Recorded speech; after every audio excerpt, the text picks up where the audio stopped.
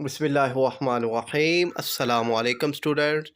तो class 10th mathematics के MCQs हैं। तो पहला MCQs है हमारे पास, what is the solution set of under root x plus 3 equal है -5 के। इसका जवाब क्या आएगा?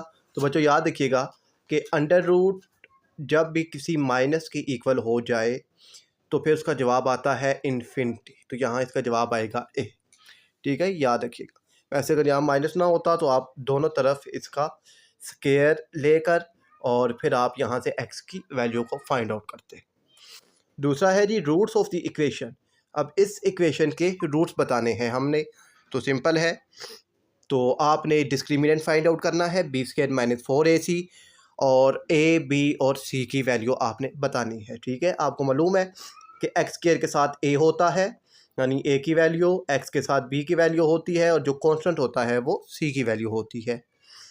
यहाँ से आप इसकी वैल्यू को फाइंड किया तो आपके पास आ गया 5।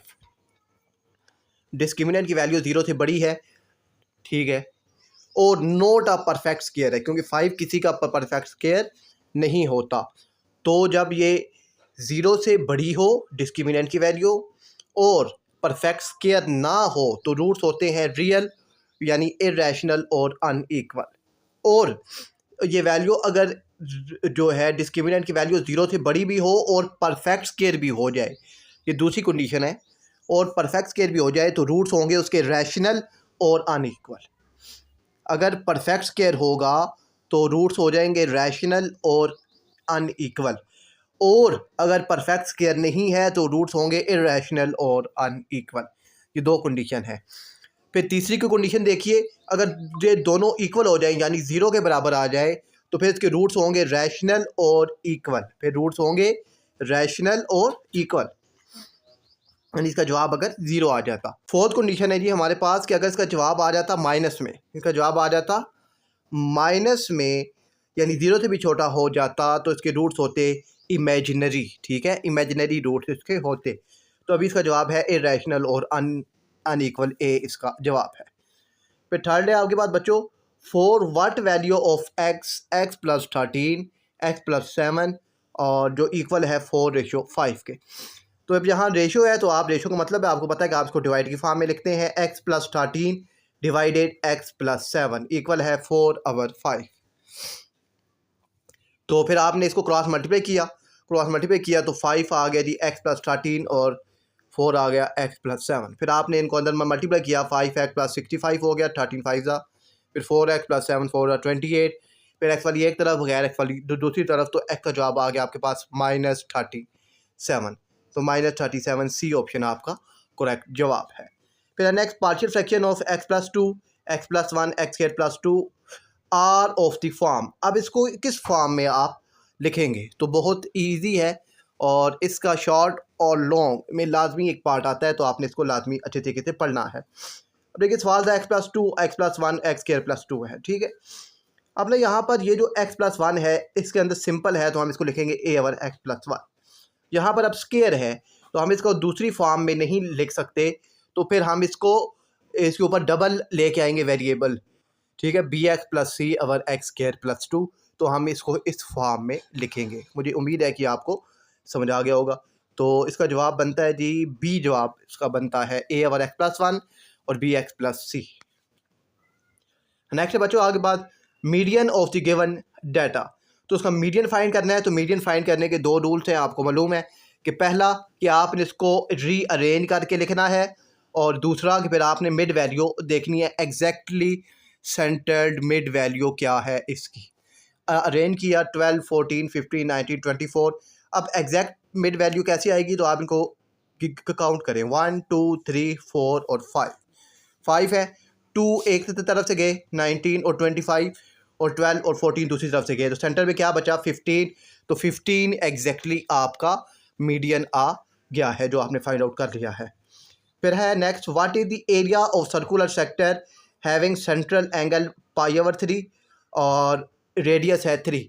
तो एरिया ऑफ सेक्टर मालूम करने का फार्मूला है बच्चों हमारे पास 1/2 r² थीटा, 1/2 r² थीटा। ये एरिया ऑफ सेक्टर मालूम करने का फार्मूला है। r की वैल्यू 3 है, 3 का स्क्वायर मल्टीप्लाई जो थीटा उसने दिया π/3। हमने इसको सोल्व किया, सोल्व करने के बाद हमारे पास का जवाब आया 3π/2, ठीक है, 3π/2। तो बी इसका करेक्ट जवाब है, ठीक है। एरिया ऑफ सेक्टर वाला फार्मूला आपको याद होना चाहिए, वो होता है जी हमारे पास 1/2 r² theta, area of sector मालूम करने। और इसके बाद है बच्चों, in a right triangle projection of perpendicular upon base is, तो वो आएगा 0, ठीक है। और नेक्स्ट है बच्चों आपके पास, what is the length of chord A B intercepted at 4 centimetre, ठीक है, इंटरसेप्ट है 4 centimetre away from the centre, centre से 4 सेंटीमीटर ये दूर है एक कॉर्ड ए बी। आप वो, और जो रेडियस है वो 5 सेंटीमीटर दे दिया इसने। वो आपसे ये कह रहा है कि मुझे आप ये जो कोड है ए बी इसकी लेंथ मालूम करके दे। ओके, मालूम करके इसको देते हैं। तो यहाँ जो सेंटर वाला पार्ट है ए सी डी, सॉरी ए सी ओ, आप इसको अगर ध्यान से देखें तो यहाँ पर पैथा 90 डिग्री बन रहा है, तो यानी यहाँ पर हम लोग पैथागोरस थ्योरम इम्प्लीमेंट करेंगे। ए सी ओ, पैथागोरस इम्प्लीमेंट किया हमने, ए सी मालूम करना है। ओके, ए सी बेस है यानी बी है, और एच क्या है, ए ओ 5 है, 5 का स्क्वायर, पी पी क्या है, ओ सी यानी 4, 4 का स्क्वायर, 5 का स्क्वायर 25, 4 का स्क्वायर 16, ये प्लस 16 इस साइड पर आएगा तो माइनस 16 हो गया, 25 माइनस 16 9, और इस तरफ 20 के दो तरफ आपने लिया अंडर रूट, ये स्क्वायर अंडर रूट से कैंसिल, तो बी की वैल्यू आ गई 3। तो अब यहाँ पर ना ये ध्यान से देखिएगा ज़रा, अब ए से सी का आंसर 3 है, तो दोनों बराबर है, तो ये 3 और ये 3, 3 और 3 कितना हो गया 6। तो यहाँ पर जो कोड है ए बी उसका आंसर आ गया आपके पास 6 सेंटीमीटर। मुझे उम्मीद है कि आपको समझ आ गया होगा। नेक्स्ट है 9 बच्चों आपके पास, if two circle touch of radius 5 centimetre internally the distance between their centers is, तो when two circle touch internally the distance between their center is the difference of their radii, ठीक है ना, दोनों के रेडियाई का difference होता है। Since both, अब दोनों का रेडियस क्या है 5 है, 5 माइनस 5 तो 0, तो इसका जवाब आ गया 0 सेंटीमीटर, ए इसका ऑप्शन है। 10 है आपके पास, what is the diameter length of the drawn circle, what is the diameter, अब ये डायमीटर की लेंथ क्या होगी, तो सिंपल है, मालूम कर लेते हैं भाई डायमीटर की लेंथ। आप ना डायग्राम को ज़रा ध्यान से देखिएगा, तो यहाँ ये देखिए आपने, आपके पास जो रेडियस है ओ ए, ये आपके पास रेडियस है, तो अब यहाँ से ये 90 डिग्री है, ए के साथ देखें 90 डिग्री बना हुआ है, तो यहाँ से अब आप अगर ओ ए मालूम करते हैं तो आपके पास जो है इसका रेडियस आ जाएगा, और रेडियस का डबल डायमीटर हो जाएगा। आपके पास ये 90 के सामने वाला होता है एच, वो भी है आपके पास 5, और जो पी है वो भी है, तो बेस मालूम इसकी करते हैं, ठीक है। यहाँ से आपने ओ पी मालूम कर दिया यानी आर, तो आर वही है 4 का स्क्वायर इक्वल टू 5 का स्क्वायर, तो 4 का स्क्वायर उससे तरफ जाएगा तो हमारे पास क्या हो जाएगा -25 माइनस 4, ये हो जाएगा 9, 25 माइनस 16 9 हो गया, और यहाँ पर ना 16 प्लस 16 इस साइड पर आया तो 9, और 9 का बहुत साइड पर आपने अंडर रूट लिया तो आर की वैल्यू आ गई 3, diameter is twice the radius, तो आपके पास जो रेडियस आ जाएगा वो 3 और 3 6 आ जाएगा, तो यहाँ पर आपके पास सी ऑप्शन इसका करेक्ट है।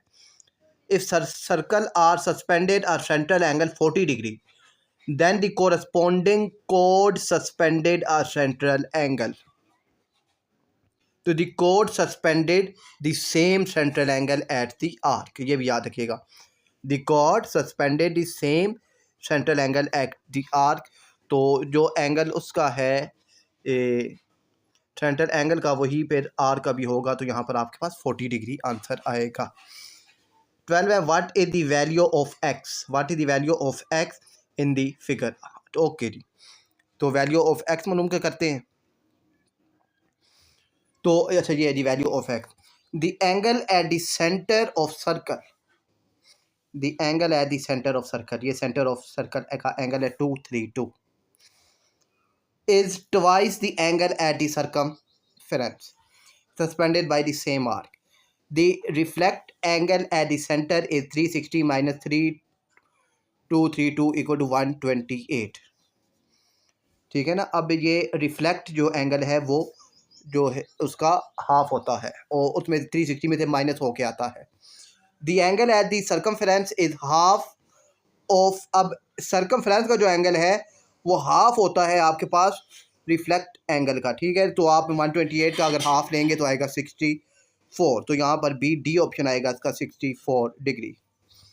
13 है what is the radius of a circle inscribed in a square of side 4 centimetre. ठीक है ना, तो the radius of the in circle is half the side of the square. ठीक है, तो साइड ऑफ स्क्वायर 4 है तो उसका हाफ क्या हो जाएगा आपके पास, रेडियस हो जाएगा, तो यहाँ पर 2 आपके पास आंसर है। The shown Venn diagram represent, तो अब ये जो वेन डायग्राम है ये जो फंक्शन शो कर रहा है ये इन टू फंक्शन को रिप्रेजेंट कर रहा है, ए ऑप्शन है इसका। 15 है simplified form of 7 + 5 omega + 5 omega square का होल स्क्वायर है। तो सिंपल है, आपको मालूम है 1 + ओमेगा स्क्वायर का जवाब होता है 0, तो यहाँ पे 5 ओमेगा + 5 ओमेगा स्क्वायर, आप 5 को कॉमन लें तो ओमेगा + ओमेगा ये किसकी इक्वल आ जाएगा, ओमेगा + ओमेगा स्क्वायर, ये प्लस वाली साइड पर आया तो -1, तो यहाँ पर आ गया -5। तो यहाँ पर आप देखिए 7 ऐसे ही 5w + 5 ओमेगा स्क्वायर का जवाब है -5, तो 7 - 5 तो जवाब आ गया 2। तो यहाँ पर जो आपके पास करेक्ट ऑप्शन है वो क्या है, 2 आता है, मगर यहाँ पर 2 है ही नहीं, तो बल्कि नहीं 2 नहीं 4 आता है, क्योंकि उससे ऊपर स्क्वायर भी है ना, ये स्क्वायर भी है, 2 का स्क्वायर 4, तो ए ऑप्शन इसका करेक्ट होगा। तो मुझे उम्मीद है कि आपको समझ आ गए होंगे। अल्लाह हाफिज़।